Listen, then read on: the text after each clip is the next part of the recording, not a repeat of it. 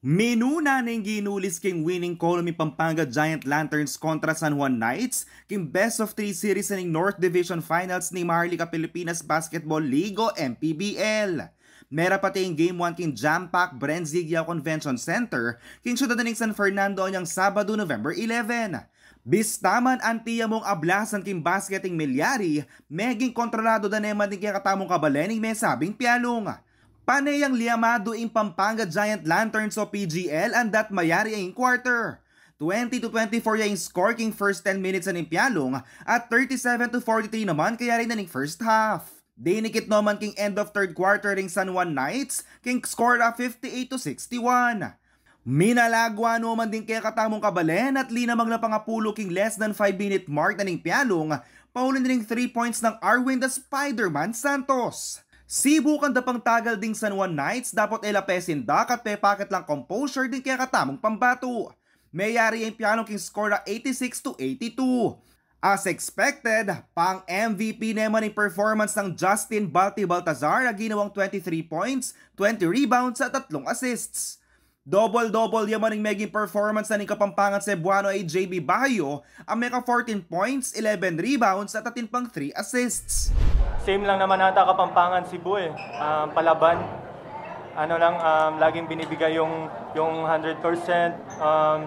Yung ma-pride lang. Same as Kapampangan, yung hindi nagpapatalo. Agpangking PGL Head Coach Governor Dennis Pineda, meging saguling karelang laban kontra king San Juan Knights. Yung guards talaga, mabigat ang mga guards ng San Juan. Let's face it, mabigat ang guards ng mga San Juan, talaga magagaling. So, yung pa rin. So, if you can see yung mga deliveries ng mga guards nila, from first half pa lang talaga, sinabihan ko na yung mga bata na we need to control more yung guards nila. Sumangid na nini, makasadya na magkanoy Coach Gov at mabilog a PGL, ay biyang karelang 100% bang akway panyambut. San Juan is a champion team, tandaan ninyo. More experience kaysa sa amin. So, hindi basta mag-give up yan. At tignan nyo naman yung mga teams na tinalo niyan. From Makati to Nueva Ecija.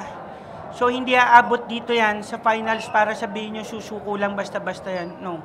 Samantala, kayabe naman karing make it cheer at memye home court advantage karing kaya katamong pambato di Mayor Esme Pineda na ning Lubao, ampoy special assistant to the governor at PDRMO Chief Angie Blanco. Siyempre, unang-una, congratulations sa Pampanga Giant Lanterns. Siyempre, tuwang-tuwa na naman ang mga Kapampangan. Hindi pa tapos, meron pang susunod.